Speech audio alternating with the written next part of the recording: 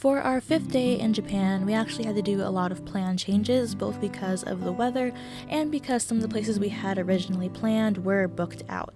Still, we were able to do a lot of indoor activities and the rain was pretty minimal, so we still had a lot of fun. First, we went to Diversity Tokyo, which is this huge mall, which has both some American brands that we're used to, as well as some more regional stores. My favorite part was the Hello Kitty store, which I valiantly tried to resist buying anything, and failed and ended up buying a Hello Kitty donut, which actually didn't taste all that good. It was mostly just for the aesthetic, I think. Still, there was a lot of really cool merchandise, and this is the second Hello Kitty store that we've ran into so far. All I can say is that if I run into a third one, I might not be able to resist buying a stuffed animal because, these things are really, really cute. It was also a really great place for a photo op, but it wasn't the only one because also in this mall was a Gundam store. Now, I'll be the first to admit I've only ever seen one Gundam series, which was Iron-Blooded Orphans, and I'm definitely not into the building scene, but I think that it was really cool seeing all these figurines and all the different things they had to offer. Of course, what was the most cool was that there was a life-size Gundam outside the mall, which is, wow, they really built that. As we continued walking around the mall, we saw a bunch of other stores selling really cute merchandise. There was a couple of stuffed animal brands I'd never heard of before, and trust me, I was tempted until I saw the prices. In addition, we also saw a Ghibli store, which sold so many cute things. I was not able to resist buying anything this time and ended up getting a postcard to send home. But it was really cool seeing all this different stuff, from hats to aprons to plateware to stuffed animals to postcards.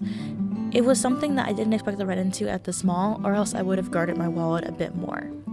After leaving the mall, we walked to a different one, which was supposed to have this huge indoor park called Joyopolis, which we didn't end up going to because it was not able to give us a ticket for today. However, there was still a lot of cool stuff to do in the mall, including going to a takoyaki museum, where we got to try from 7 different stalls a bunch of different takoyaki flavors. Though I have to say, if we could do it again, we definitely should have read the menus of all the restaurants and then made our choices, because the first 2 were really great, as was the last one, but the middle 2 were just kind of eh. Inside this area, there was also a bunch of really old arcade games, which I was also able to win at.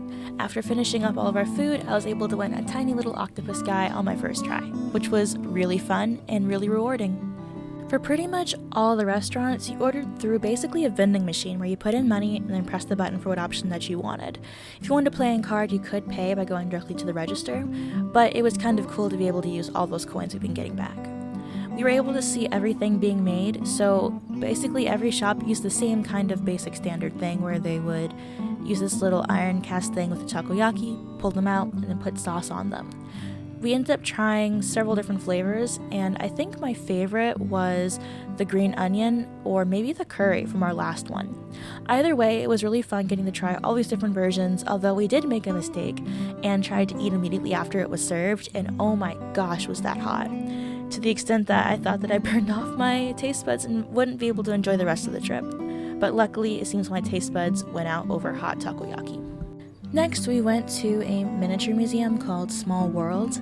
It had an Evangelion out in the front, which at first I was confused by, because I live by the philosophy of not researching anything too hard so you can still be surprised.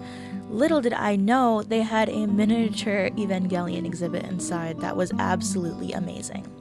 It was so interesting seeing all of these super tiny figurines and these huge, huge cityscapes. It was a really interesting experience, and it was made even more fun with the little games they had hidden.